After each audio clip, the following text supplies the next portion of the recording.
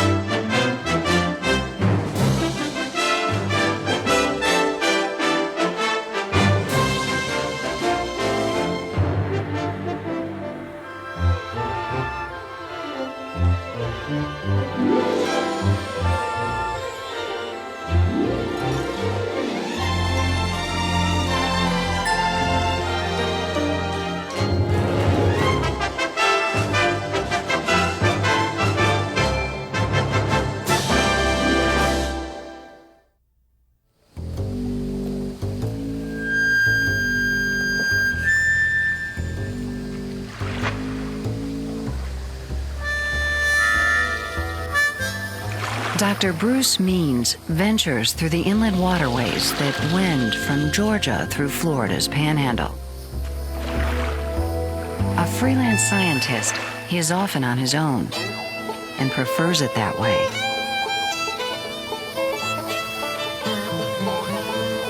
For 25 years now, Means has pioneered the study of North America's largest and most feared viper.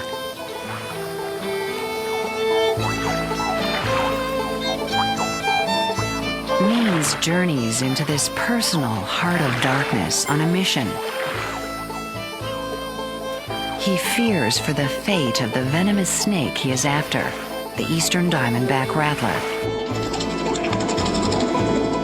A proud and complex recluse, slithering toward the black hole of extinction. For over 50 years, I've wandered around in nature by myself, sometimes barefooted, but usually with just my sandals on. Where I'm heading takes some getting used to. There's marsh and muck, but on the other side there's this paradise where the longleaf pine forest grows. And this special creature I love so much survives. Diamondbacks are almost impossible to find.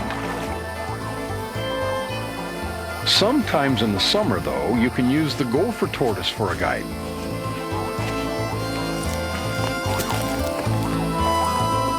Pregnant snakes often make their temporary homes in the long burrows that the turtle digs.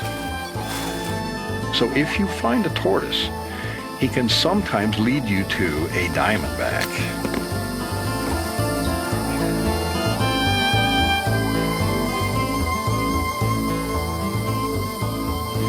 There's the gopher tortoise, about 2 feet down.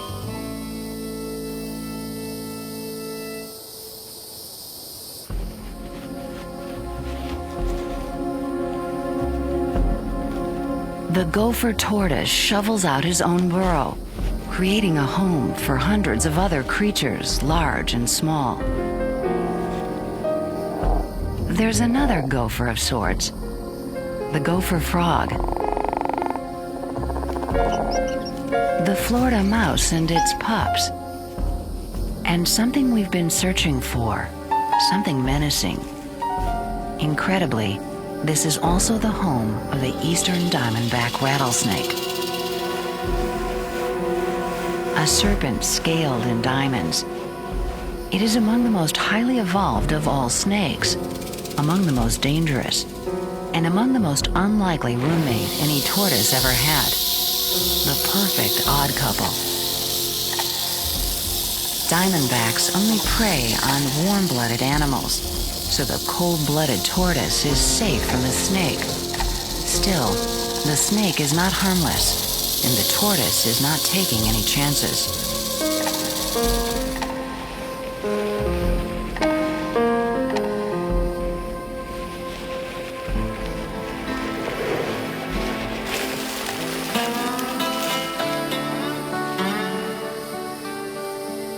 The eastern diamondback rattlesnake is as American as the bald eagle.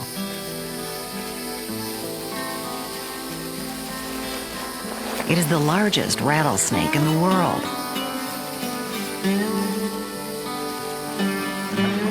This is a singular serpent. Many snakes swim, but few take to surfing like this rattler. It seems as at home at sea as it is on land. It is the king of American snakes. More forbidding, almost invisible, and utterly silent, but for its warning. Its signature, the menacing rattle signaling the nearness of sudden death. The snake's trademark is made up of scales left behind each time the snake sheds its skin. They scratch together when shaken. Amazingly, the frequency is the same as an ambulance siren.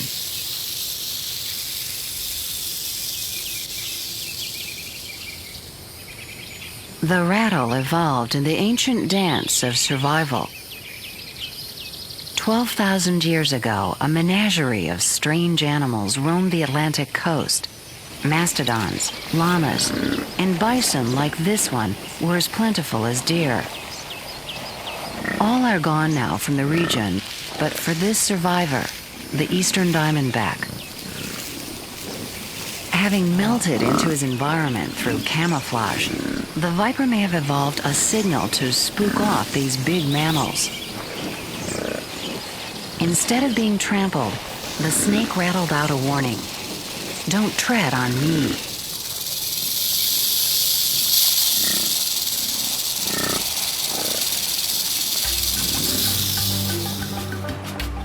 Like the snake, Means prefers to be left alone.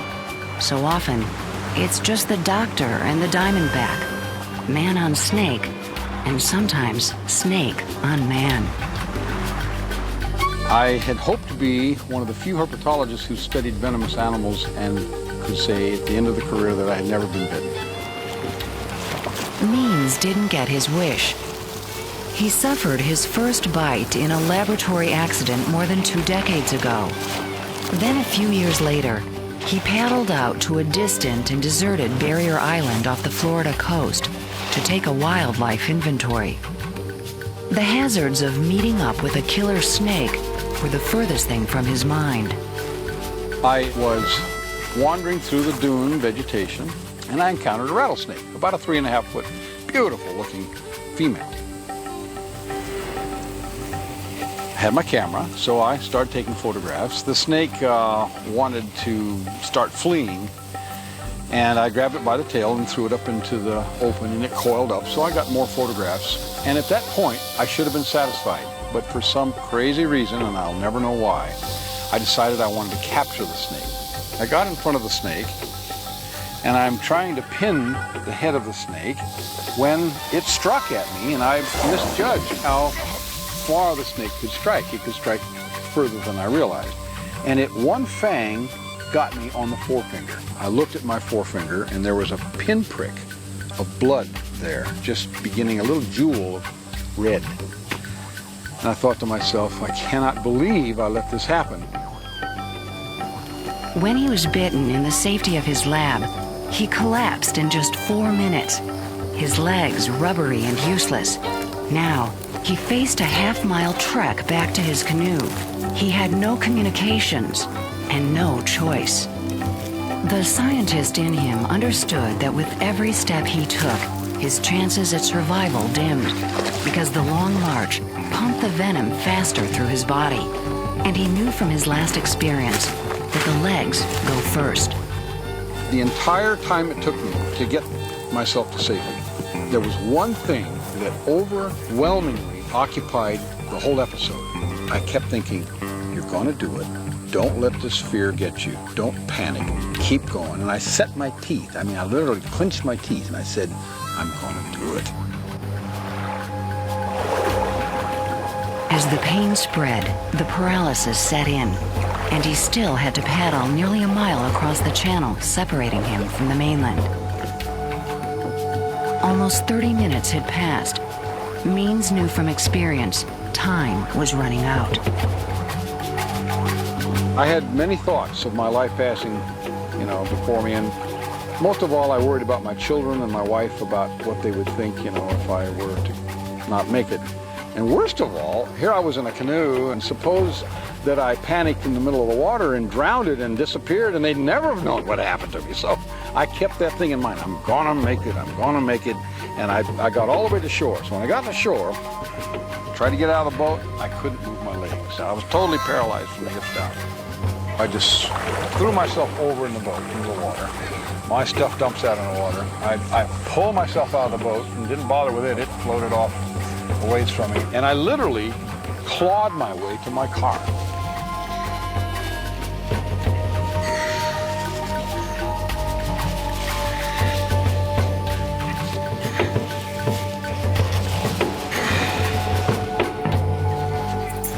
When I got to the car, I had a problem getting the key in the door, and my car happened to have a idiosyncrasy about opening up, but fortunately it opened for me. I dragged myself up into the car, pulled myself onto the seat, and then I found out I couldn't drive. It's a stick shift. So I had to grab my right leg, pull it in, put it on the accelerator, grab my left leg, put it in on the clutch. I pushed the clutch in, started the car, gave it some gas, and I was able to twist and hold it down, and I popped the clutch. I kept it in first gear, and I tore off down the road towards help, not being able to shift. So I was in first gear going down the road. The few minutes it took to drive to survey headquarters were an endless nightmare. All I could do was just turn the key off and let it chug to stop, open the door, and then I had to let myself down onto the pavement. The pain was like salt poured in an open wound. And worse, he was growing weaker and weaker. No longer able to drag himself over the hot, knobby pavement, he had to roll in order to move. But he couldn't roll in a straight line. So he plotted a circle across the burning parking lot to his last, best chance for survival.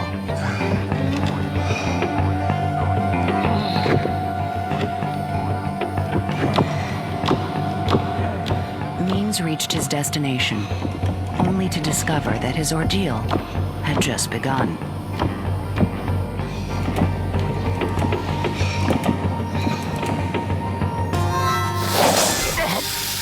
Nearly an hour had passed since the rattler sank its fangs in Bruce Means' hand. And now the scientist was discovering that the cure was as bad as the bite. 26 vials of anti-venom were pumped into his veins to stem the tide of the snake's poison. But the medicine proved an even more lethal toxin because Means was allergic to it. People around me could see the twitching that goes on, a thing called muscular fasciculation. The hair follicles around the mouth, and I'm fully bearded, move in a circular motion. My whole face was involved in these strange rhythmical movements of the skin, which are characteristic of eastern diamondback snake bites. He spent 10 days hovering between recovery and death, often in intensive care, as his body rebelled against the anti-venom.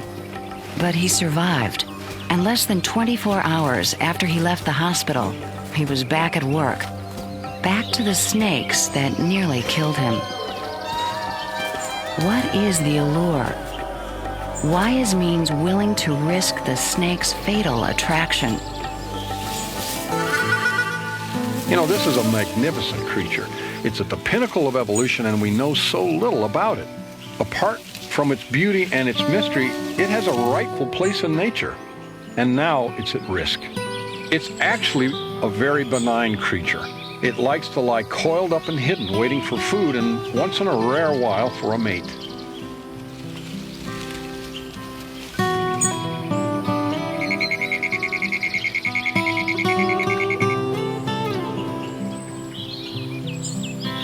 The survival of the eastern diamondback depends on bogs like this, and on these dwindling stands of longleaf pines, a once vast torrent of forest that tumbled south and west from Virginia to Texas.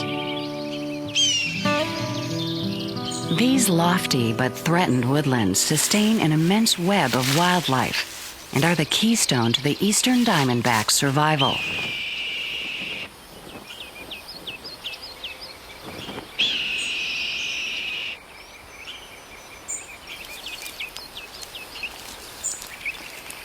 The powerful connection between the pines and the diamondbacks was little understood until Bruce Means arrived in Florida's woodlands. The snake was feared and hunted, but never studied. More than 20 years ago, Means pioneered the use of radio signals to track the eastern diamondback's behavior. He carefully introduced a harmless, mouse-sized transmitter into the sedated snakes, which beamed their whereabouts. In summer, he combs the forests for his latest subject. At this point, sometimes I get so close that I can't see them. They're camouflaged very well in the grass.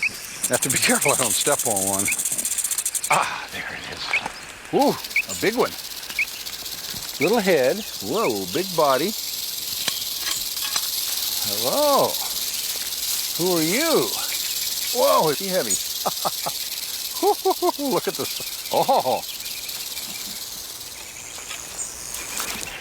Haha. This is a big snake, but he's not nearly as big as rattlesnakes get, the eastern diamondback. This guy is about 4.5 feet long, and I would estimate around 5.5 to 6 pounds in weight. They come a lot bigger. A 10-pound snake is not uncommon, which would be almost twice his bulk. And I've known of 12 and 13-pound snakes. The next thing I need to do is be sure that I don't endanger myself, and also that I am careful not to cause him to hurt himself. So I'll partially narcotize him by putting an inhalant, and it'll take about 5 minutes for him to become totally placid. I'm not going to put him entirely out, and then we can work with him. Let's see how he's doing. Yeah. What is important here is I know he's under sufficiently for me to work with him when he's lost his writing response, which you see he's lying on his back now. Now, he's not out. I have to be quite careful with him anyway, but he's probably out sufficiently for me to flip him over and then capture him.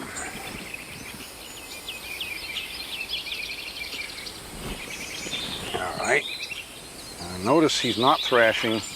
He would be doing that were he not somewhat groggy.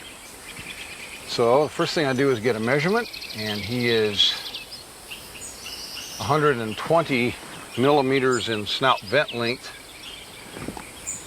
And his tail, now that rattling indicates he's quickly coming out of his narcosis, but I have his head in my hand.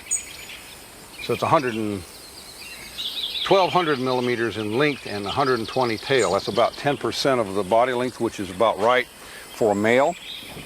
Females have about 10% less tail length. This is a young snake. This animal may only be in his 3rd year of life. That's amazing. A lot of people don't realize that a snake that big could be a juvenile. But this one's probably just sexually mature. Can you imagine what one twice that size in volume would look like? The eastern diamondback really represents the epitome of snake evolution, and there are several reasons for that. One is that it has this remarkable heat-sensitive pit right there, which is an advancement among snakes.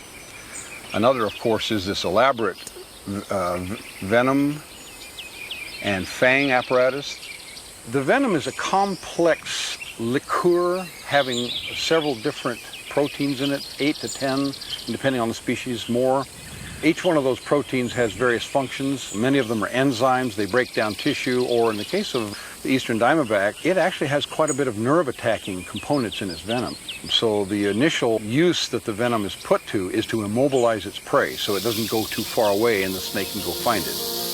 The snake employs its fierce weapons with surgical precision.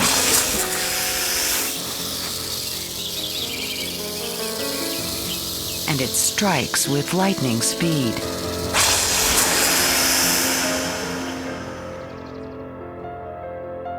Its jaws are lashed by sinew and powerful muscles that snap open the fangs like a switchblade. Sacs similar to salivary glands pump the venom through hollow channels, just like a hypodermic needle. Though the bite is instantaneous, the snake pumps its venom several times to force a lethal dose into its victim.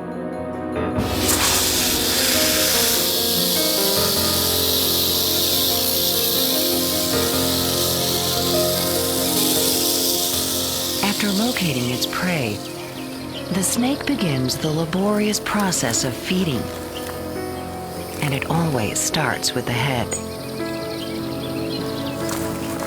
First one half of the jaw, then the other, walk along the prey as it is ingested. Small sharp teeth in the palate and lower jaw curve backward, sliding over the food, pulling it in. The body moves forward like an accordion as muscles in the throat draw the prey down. A full-grown snake could survive for a year on 3 or 4 luncheons like this one. Though bitten and nearly killed by the eastern diamondback, Means says his research makes plain the snake doesn't deserve its menacing reputation. The eastern diamondback rattlesnake is not a sinister animal. A lot of people might think that.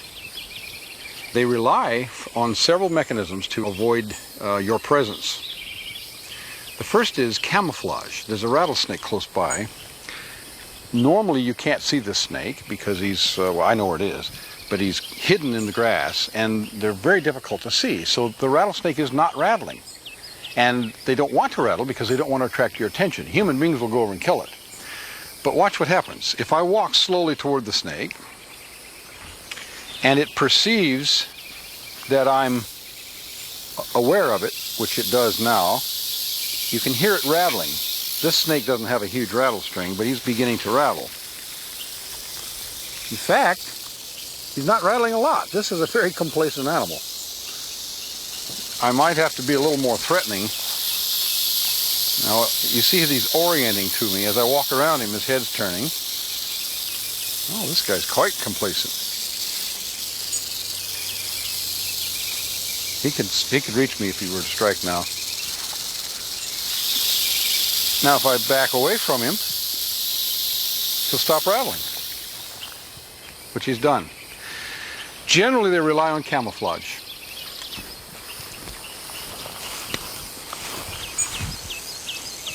Interestingly, I touched the snake to stimulate it. It did jump, but it still didn't strike me. And it'll probably strike at this point. Look at that. It did sort of lethargically as I passed it. This is sort of the common average behavior of the eastern diamondback. Some will strike, but in general, most of them don't. They're not the sinister animals people think, and they by no means chase people. They don't go after you. So how can you loathe an animal that really doesn't have dirty deeds in its heart?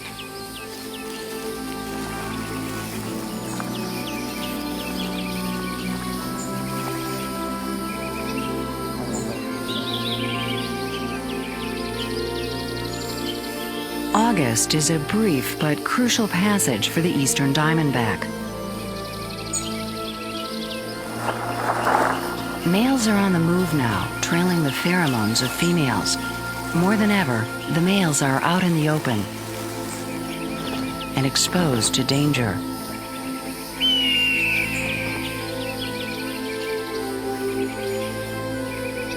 The females are less restless during this time, awaiting a mate or preparing to give birth near the safety of a burrow.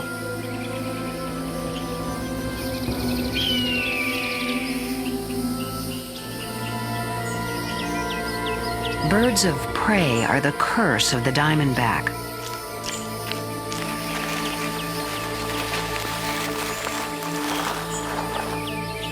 From the treetops, a red-tailed hawk can spy a snake a half a mile away.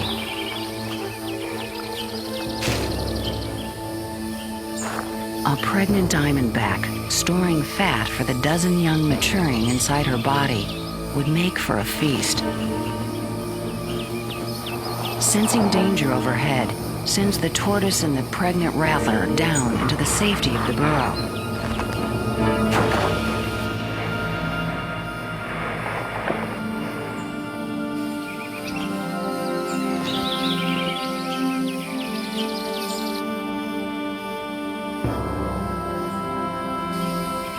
The hawk is undaunted,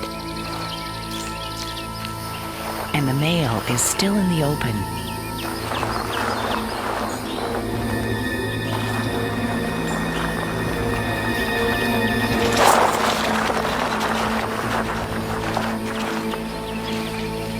Its talons over fangs. The hawk dances gingerly around its dangerous prey.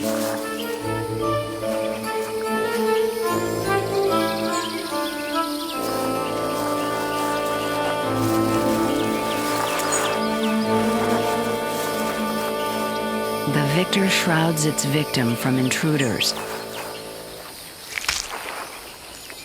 For this rattler, the mating game is over.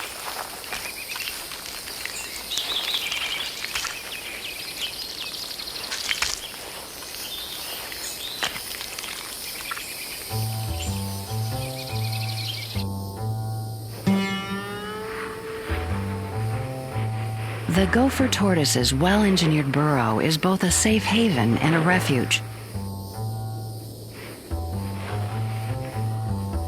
The tunnel usually slopes some 6 feet underground, but an ambitious turtle will tunnel 30 feet or more. Over time, as many as 350 creatures may come and go as tenants here. The gopher frog calls this hole in the ground home. Like the tortoise, it's cold-blooded, and so it's safe from the diamondback. The sheepish-looking gesture is really a reflex protecting its delicate eyes.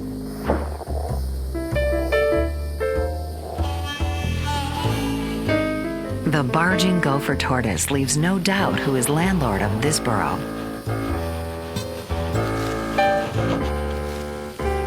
He bulldozes past the other tenants who are preparing to head out into the night.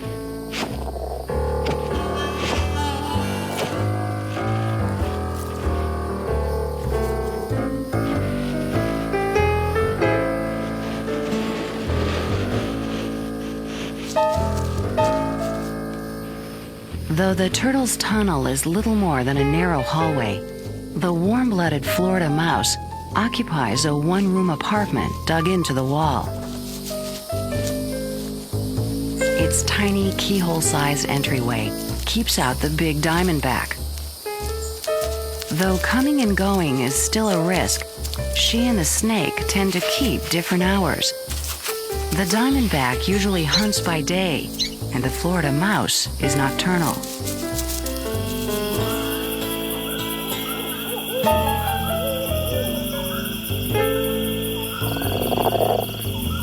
In the warmest months, the eastern diamondback may stay out after hours, but not to hunt.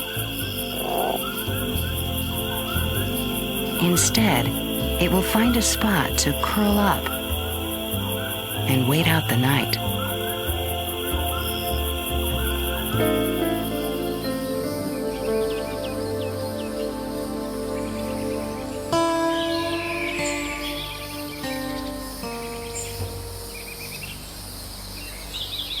As the orange light of day parts the clouds, the diamondback nestles motionless at the base of a tree.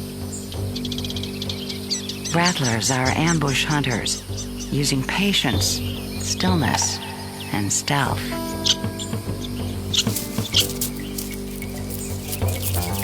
A family of squirrels ventures out into the day, unaware of the deadly interloper nearby.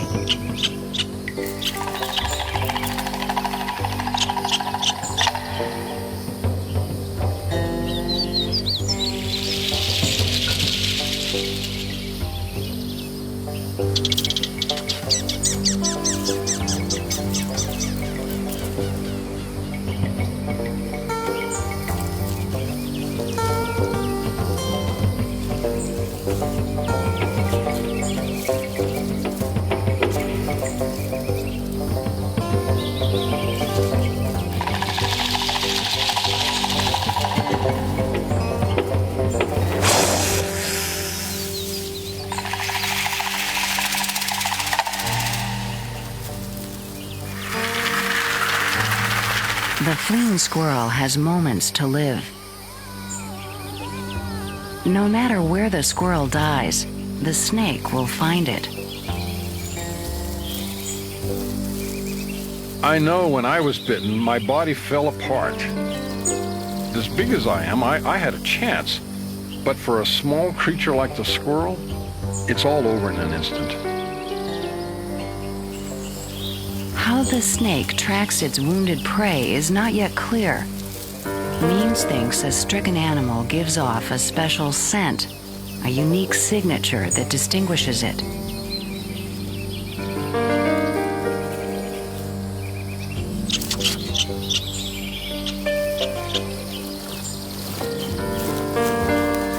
Food goes down head first, so the feet fold easily through the gaping jaws.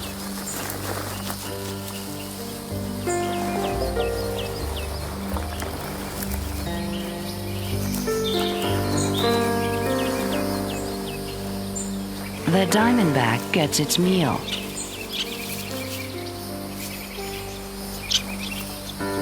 And there will be no more tales of alarm from this squirrel.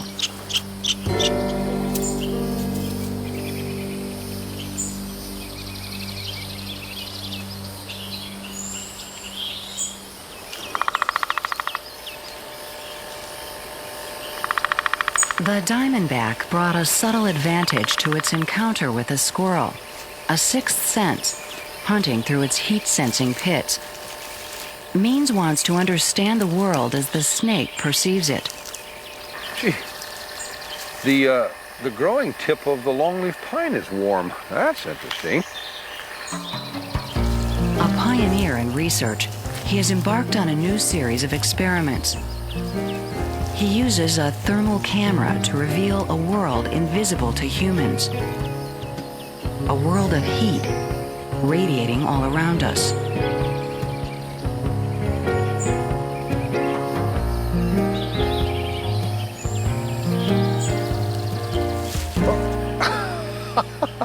Here's my imprint of my hand, right on the ground where you can see nothing but leaves with a naked eye. It's absolutely different. Now for an experiment. I have brought a cute little laboratory rat. Good morning, you cute little rat. You ready to be a star? And we're going to put him down on the ground to see what he looks like through this infrared camera. All right, Mr. Rat, wander around. Whoa, this is fantastic. The thermal camera dramatically shows how heat from the warm-blooded mouse strips it of both cover and camouflage.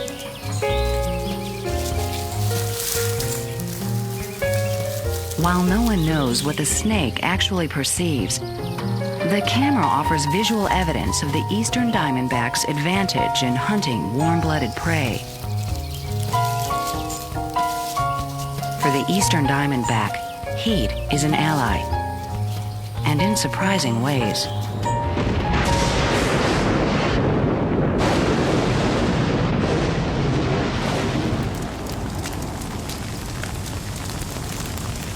Lightning is as common to Florida as coastline, and the bolts become firebrands, setting the forest aflame.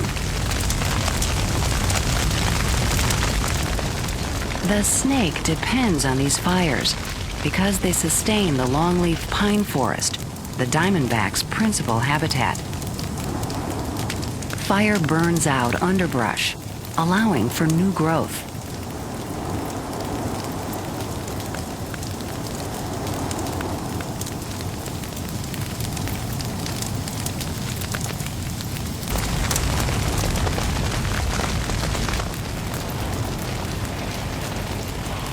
The diamondback is well adapted to these fiery conditions and seeks refuge from the flames.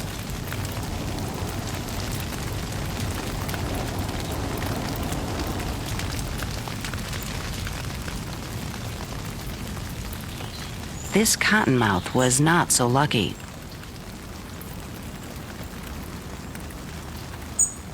There are the quick and the dead, and the well-adapted.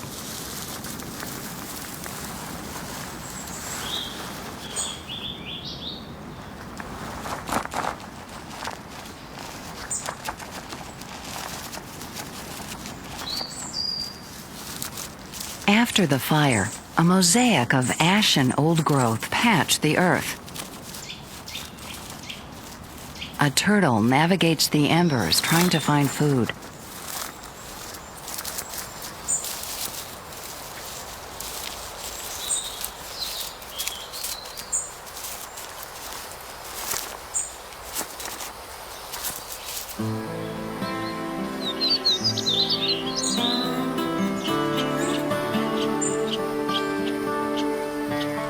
Within a few days, fresh greens will have punched through the ashes, and new palmetto sprays will have fanned out. This is the miracle of the longleaf pine forest. Here, the role of fire is not to kill, it's to rejuvenate.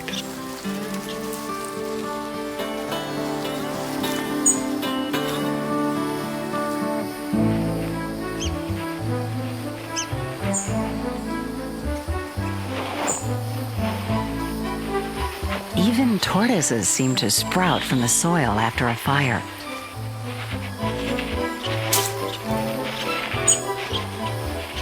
Newborns hungry for the green shoots.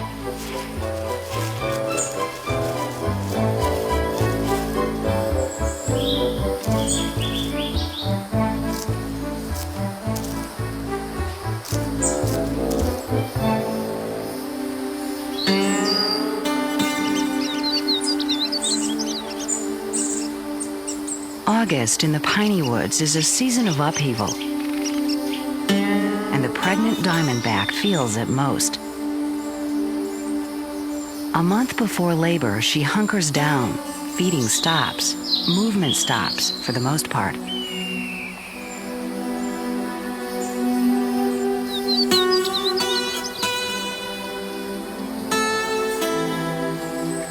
Labor lasts 12 exhausting hours as she gives birth to a clutch of a dozen little diamondbacks.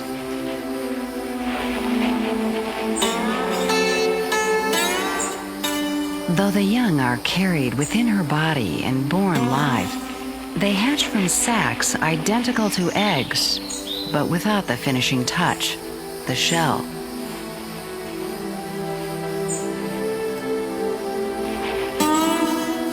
From the beginning, young rattlers can deliver a lethal dose of venom and soon bear the first button of their baby rattle. Conventional wisdom says snakes don't make good mothers, but Means believes eastern diamondbacks may. The mother stays close to the clutch in the first crucial days of life, although the reason may simply be exhaustion.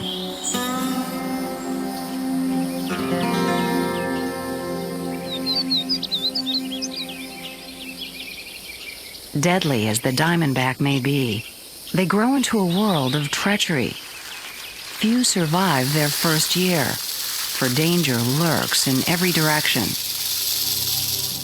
even from other snakes. The king snake is known as a muscular hunter, a constrictor that kills by suffocating its prey.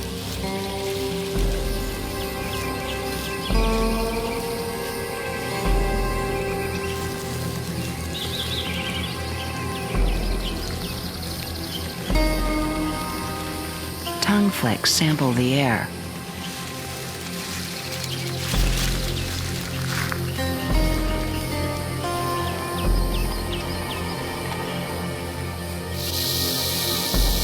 The diamondback senses a dangerous foe.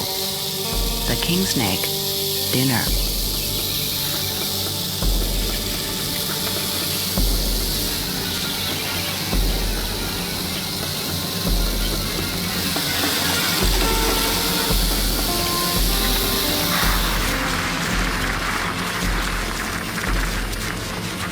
The king snake gets its name because it eats other snakes, and it's immune to its opponent's venom. Pinning the diamondback in its corkscrew coils, it crushes its victim, then swallows it whole.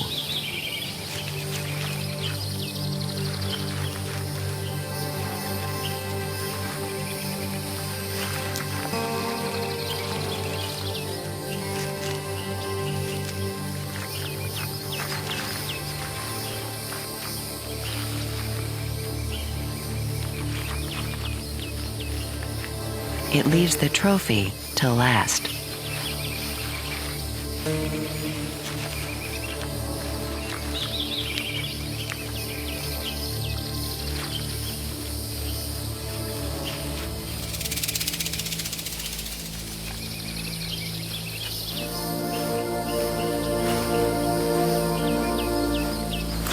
More treacherous than the snake's natural predators, the commercial hunter. While against the law, practices like this go on to this day.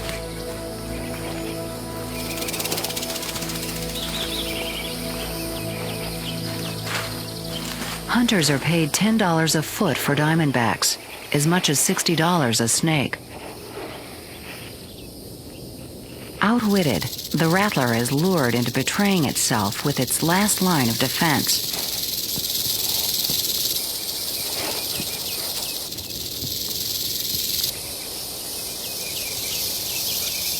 The hunter listens for the telltale rattle.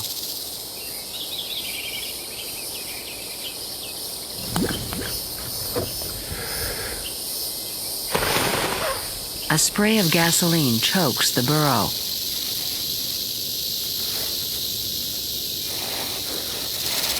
The snake is desperate to escape the fumes and abandons the sanctuary of the tunnel,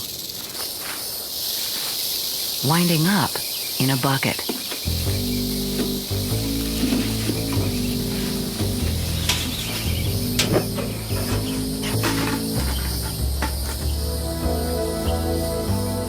The burrow that had harbored so much life may now become a wasteland.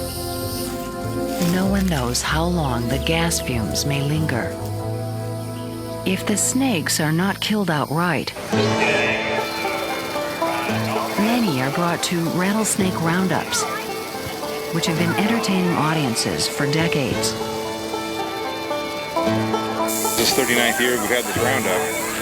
It's a way of controlling the snakes down in this country. And I don't really know if it has that much of an impact, but we seem to get a lot of snakes every year.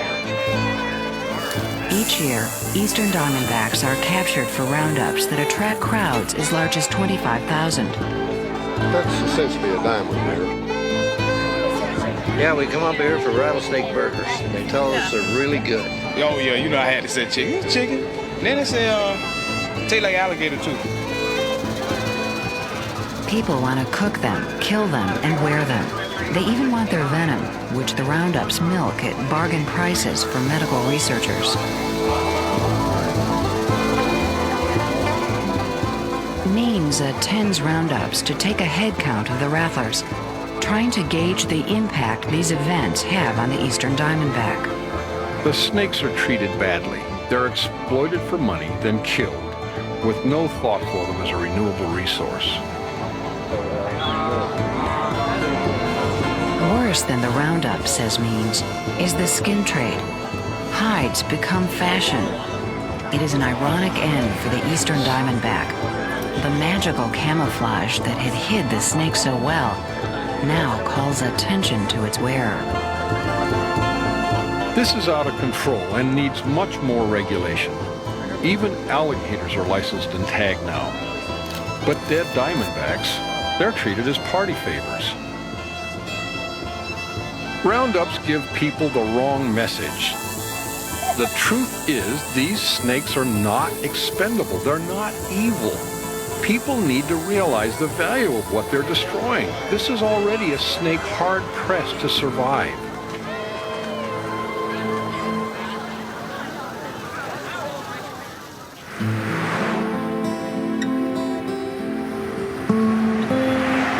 But roundups and snakeskin boots are just one threat.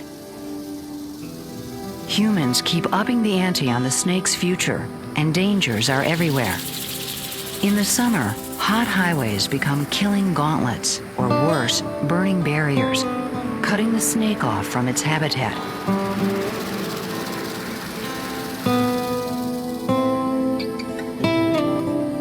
Little more than 2% of the rattler's ancient territory remains. Humanity's pattern of destruction.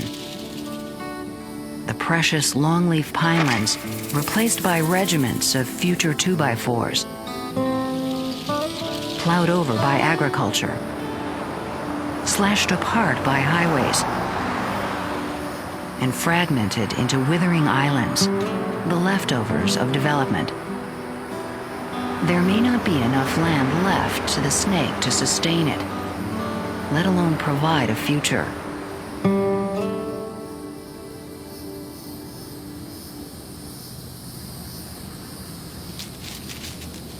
And as the snake goes, so go his neighbors.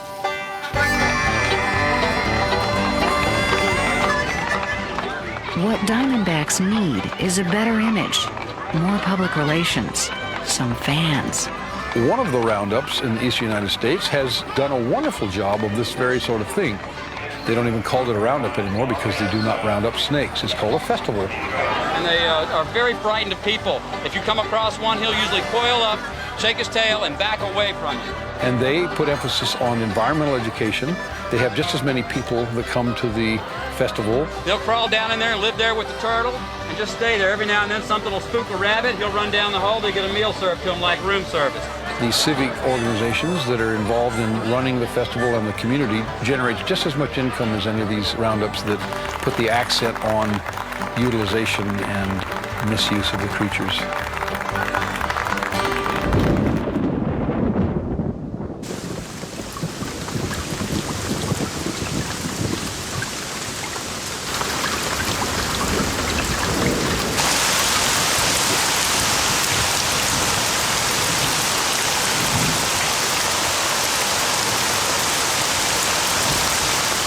It may be that it's already too late for the eastern diamondback. While well adapted to the trials of nature, the torments of humans are pushing the rattler to its limit. Maines fears that before we fully understand the snake's role in the environment, it may be gone. But even he acknowledges that the snakes have found some surprising ways to survive.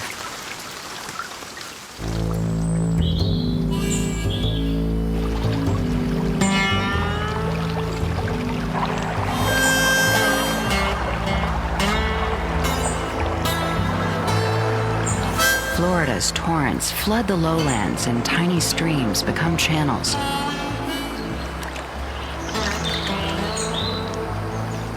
Even the tortoise goes with the flow, if sometimes reluctantly.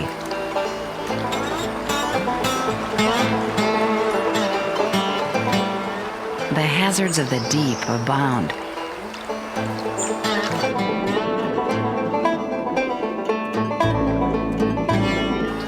carried along on the stream, the hard-pressed animals take with them the future.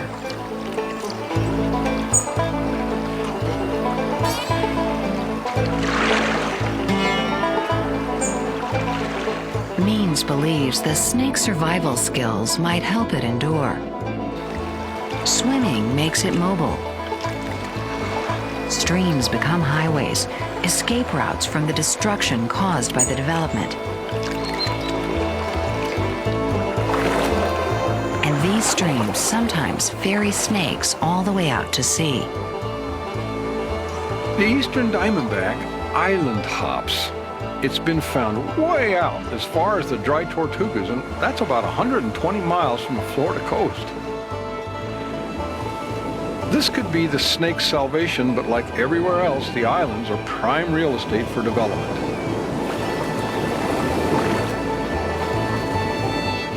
Propelled far and fast beyond their normal range, the diamondbacks become pilgrims, protected by their isolation.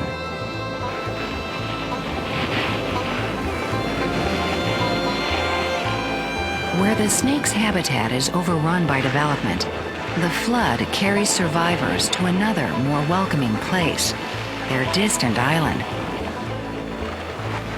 Though it may be full of fiddler crabs.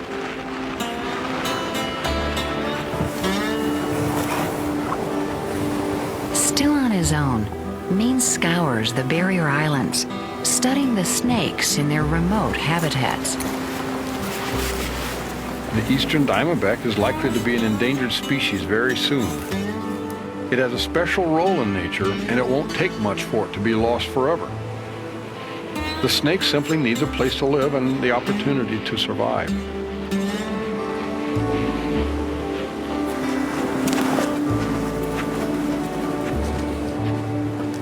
Even after 25 years of research, Means says his efforts remain a work in progress. What's clear is that the snake plays an essential role in nature, both as predator and prey. Means' aim is to help us know this animal before it's too late. It's my greatest wish that in my lifetime I'll still be able to come to places like this and see the eastern diamondback rattlesnake. I hope that continues. Bruce Means reminds us that the diamondback's rattle may be more than a threat, that it may have a deeper meaning, that nature is sending us a message. Don't tread on me.